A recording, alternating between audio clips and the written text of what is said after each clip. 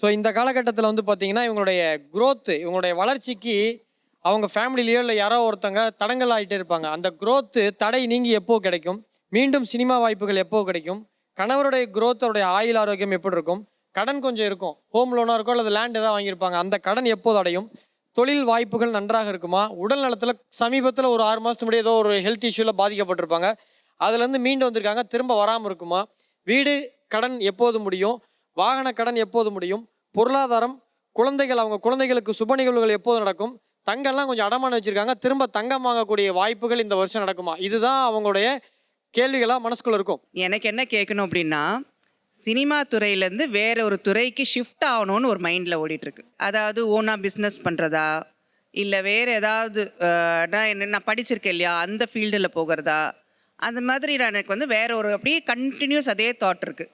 இன்னொரு தொழில் வாய்ப்பு அவங்களுக்கு அமையும் சார், அதில் மாற்றுக்கருத்தில். அதான் நான் சொன்னேன், தொழில் சம்மந்தப்பட்ட கேள்விகள் கேட்பாங்க. அந்த தொழில் கண்டிப்பாக இந்த ஆகஸ்ட்லேருந்து கிளிக் ஆகும். ஆனால் சினிமா அவங்கள விடாது. சினிமாவில் இருந்து கொண்டே இருப்பார்கள். வாய்ப்பு கிடைக்கும் போது வருஷத்துக்கு 2-3 பண்ணிட்டு மீதமுள்ள காலங்களில் தொழிலை பண்ணுவாங்க. நிச்சயமாக தொழில் அமையும்.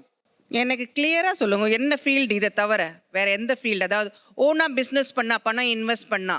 ஸோ இப்போ நீங்கள் என்ன பிஸ்னஸ்னு யோசிக்கிறீங்க? ஆமாம், இப்போ ஒரு ஃபீல்டு மாறுறோம்னா என்ன ஃபீல்டு மாறலாம்? ஃபுட் ரிலேட்டட், உணவு சார்ந்த தொழில் அவங்க செய்யறது. நான் எல்லாமே பண்ணிட்டு இருக்கேங்க. இப்போ எதுங்க எனக்கு நிலையா இருக்கும்? உணவு சம்பந்தப்பட்ட தொழில் உங்களுக்கு எல்லாமே ஸ்டெடியா இருக்கும். அது கேட்கறேன் நான். உங்களுக்கு சந்திரன் பலமா இருக்கு, சுக்கிரன் பலமா இருக்கு.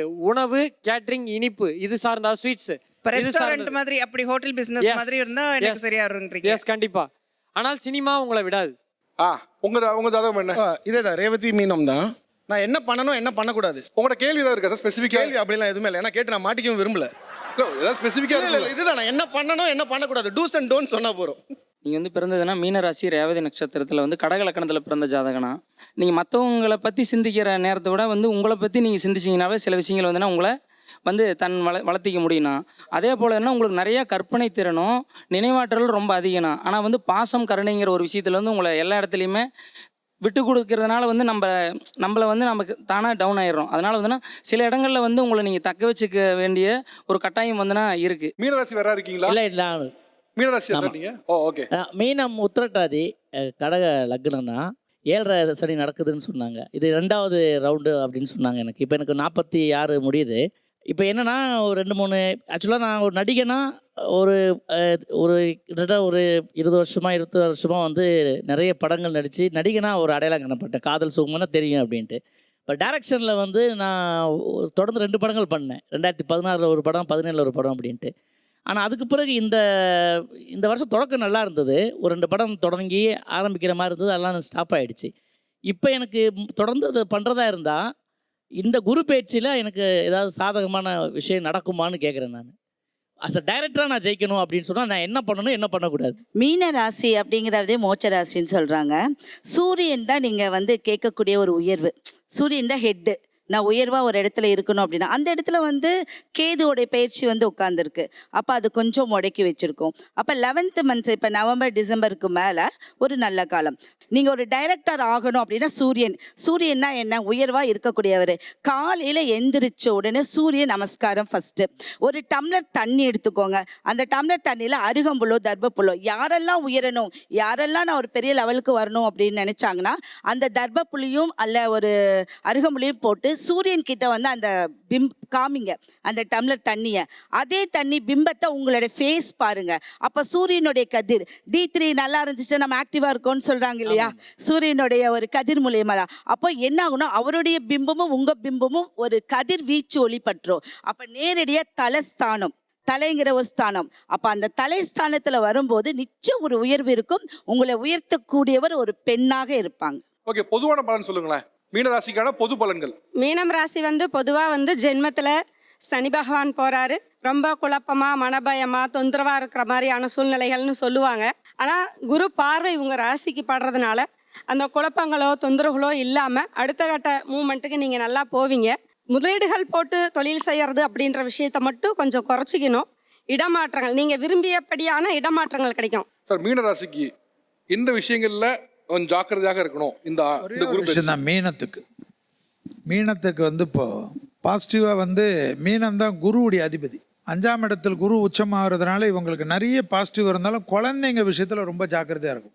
குழந்தைங்களை திட்டுறது, குழந்தைங்க கூட தகராறு பண்ணுறது, குழந்தைங்களுடைய பழக்க வழக்கம், குழந்தைங்க வண்டி வாகனம், குழந்தைங்க படிப்பு, குழந்தைங்களுக்கு ஒரு தொந்தரவெல்லாம் மீன ராசிக்காரங்க பேரண்ட்ஸ் வந்து கண்டிப்பாக அதில் கவனமாக இருக்கும். குழந்தைகள் விஷயத்தில் குழந்தைகள் விஷயம்தான் இவங்களை டிஸ்டர்பன்ஸ் பண்ணும். அந்த விஷயத்தில் ரொம்ப ஜாக்கிரதையாக இல்லைன்னா பெரிய தப்பு வரும்.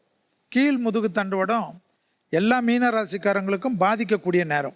ஸோ எக்ஸசைஸ் கண்டிப்பாக ஸ்ட்ரெச்சிங் வந்து முதுகு தண்டுவடத்துக்கு பண்ணணும். கட்டுக்கு உண்டான உணவுகளை எடுத்துக்கணும். எங்கள் வீட்டில் என் பசங்க 2 பேருமே மீனம். ஸோ எங்கள் வீட்டில் 3 பேர் மீனம் இருக்குது. இதனால ஏதாவது அப்ஸ் அண்ட் டவுன்ஸ் வருமா? என் பெரிய பையனுக்கு வந்து உத்திரட்டாதி நட்சத்திரம், வேலை வாய்ப்பு கிடைக்குமா? 2வது பையனுக்கு வந்து ரேவதி நட்சத்திரம், திருமணம் செட் ஆகுமா? அப்புறம் ஹெல்த் இஷ்யூஸ் எப்படி இருக்கும் இந்த குரு பெயர்ச்சிக்கு பிறகு? ஒரே வீட்ல 3 மீனம் இருந்தா பிரச்சனை வருமா? ஜாதகம் என்கிட்ட இருக்கு. அவன் ஜாதகம் உங்ககிட்ட இருக்கா? ஓகே. ஆனா அவங்க ஜாதகம் தான் ஜாதகமா டேட் ஆஃப் பர்த் தான் கொடுத்துருக்காங்க, டைமிங் கொடுக்கல. அது ஓகே. இப்போ அவன் கேக்குற ஒரே வீட்ல 3 மீனம் இருந்தா பிரச்சனை வரும் கேட்கலாம். அது வருமா? ராசி வந்து ஒரே மாதிரி இருந்தா பிரச்சனை இல்லை சார். அந்த நட்சத்திரமும் ராசி ஒன்னா இருக்கும்போது தான் சில பிரச்சனைகள் அப்படின்னு சொல்றாங்க. உங்களுடைய இந்த கோச்சார ரீதியா எடுத்துக்கிட்டோம்னா சந்திரன் இன்னைக்கு பூச நட்சத்திரம், இன்னைக்கு நேரப்படி பூச நட்சத்திரம், ஒரு வீடு கட்டுற ஒரு அமைப்பு இருக்கு. உங்களுக்கு அதை ஆல்ட்ரேஷன் பண்ணக்கூடிய ஒரு அமைப்பு கூட இருக்கு. அதுக்கு உண்டான ஆயத்தம் எல்லாமே நடக்கிறதுக்கு நல்ல ஒரு காலம் உண்டு பண்ணிட்டு இருக்கு. டு பி ஃப்ராங்க், இதெல்லாம் நடக்குமானே தெரியல. ஏன்னா ஒரு சேவிங்ஸ் இல்லை, இல்ல நிச்சயம் நடக்கும். ஏன்னா நிறைய விஷயங்கள் வந்து இப்போ நீங்க ஏற்பாடு பண்ணி தோற்று போயிருப்பீங்க. அதுல இந்த காலம் நீங்க கேட்கிற நேரம் பூச நட்சத்திரம் தாமதம்னு சொல்லுவாங்க. ஆனா பூச நட்சத்திரம் ஒரு ஜெயிப்புக்கு உண்டான ஒரு நட்சத்திரம். வீடு கட்டுறதுக்கு வாய்ப்பு இருக்கு. அவன் மகனுக்கு கல்யாணம் கேட்டாங்க. அது எல்லாமே இப்ப தாமதம் இவங்களுடைய லைஃப்ல வந்து தாமதமாகி செகண்ட் ஆப்ஷன் சொல்லுவாங்க. முதல் ஆப்ஷன் எதுவுமே வெற்றி அடையாது, 2வது ஆப்ஷனும் வெற்றி அடையாது, 3வது ஆப்ஷன். ஏன்னா பூசம், அனுஷம், உத்தரட்டாதி இந்த 3 நட்சத்திரமே ஒரு தாமதமான நட்சத்திரம். அப்ப இந்த 3 நட்சத்திரங்க அப்படிங்கும்போது 3வது ஆப்ஷன் நிச்சயம் ஜெயமாகும். ஒரு எக்ஸாம் எழுதுறாங்க அப்படின்னா 3வது தடவை எழுதும் போது ஒரு எக்ஸாம் எழுதும்.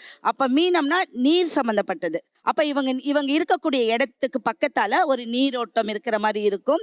இல்ல கோயிலோ ஸ்கூலோ நிச்சயம் இருக்கும். சரி, ஓகே. சோ வீடு கட்ட வாய்ப்பு இருக்கு, கல்யாணத்துக்கு வாய்ப்பு இருக்கு. Okay, ton.